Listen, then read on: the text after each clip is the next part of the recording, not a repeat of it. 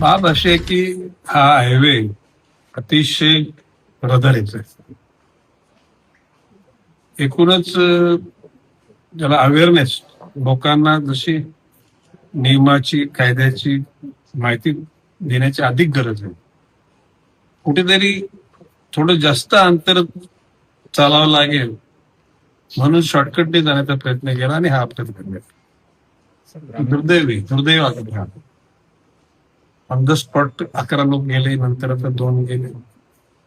अन्य जे सुद्धा ट्रीटमेंट घेत आहेत त्यांच्याविषयी सुद्धा मनात शंका आहे.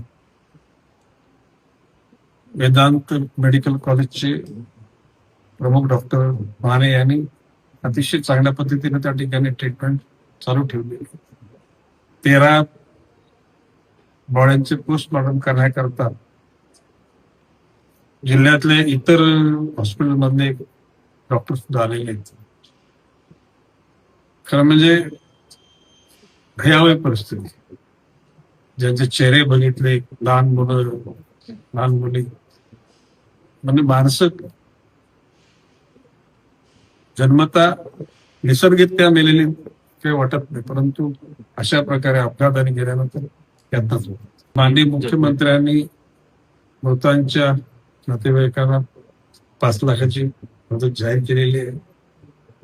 आता हे जे जखमी आहेत त्यांचं शेवटपर्यंत खर्च सरकार करेल. बरे झाल्यानंतर सुद्धा त्यांची देखभाल शासनाच्या वतीने केली जाईल.